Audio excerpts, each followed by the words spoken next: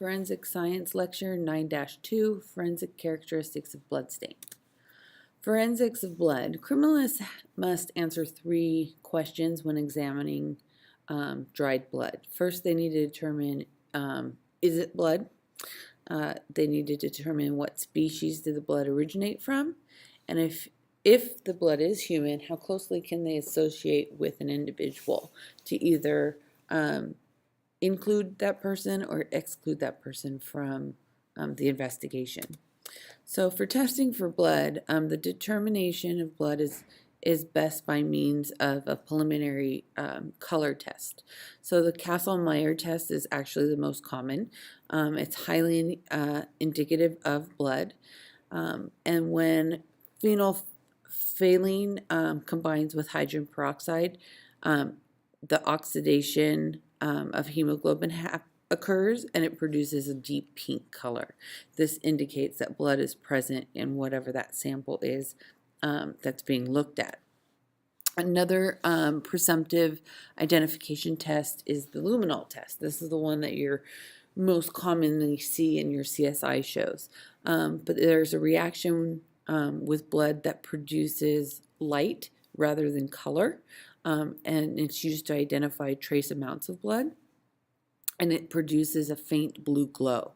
Another identification test is Blue Star. It can be used in place of luminol, and they're able to view this light blue glow without complete darkness, whereas with the luminol test it needs to be in darkness.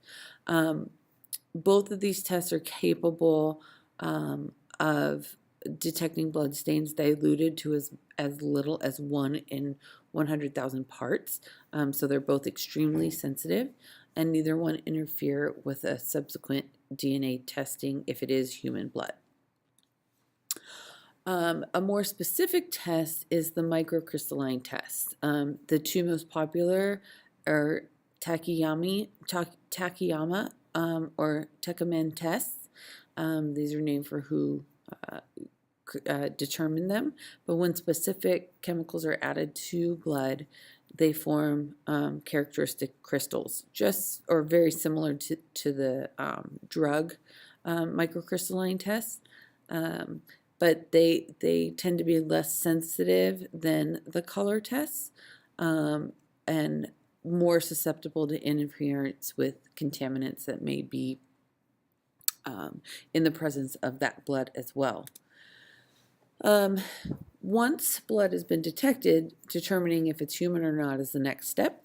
The standard test is the Precipitin test, and they use human antiserum derived from rabbits, much in the same way that the antiserum was derived for the immunoassay and the testing of the drugs.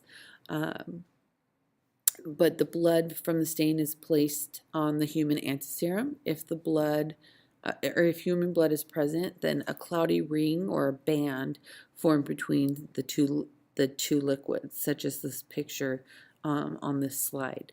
It's very sensitive and requires just a small amount of blood. So this is a very common test that is easy, quick, that they can use to determine if the blood is human or not.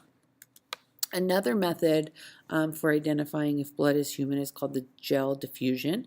Antibodies and antigens move towards each other on a plate coated with agar. Agar is a gel made from natural polymers, and so they take blood and place it into opposite holes of the plates on opposite sides, and a line of precipitation will form where antigens and antibodies meet if the blood is human.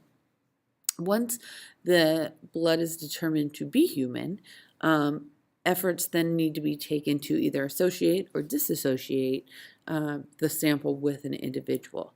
And to do this runs into the DNA analysis, which we will discuss in Chapter 10. This ends Lecture 9-2. There's a quiz next class.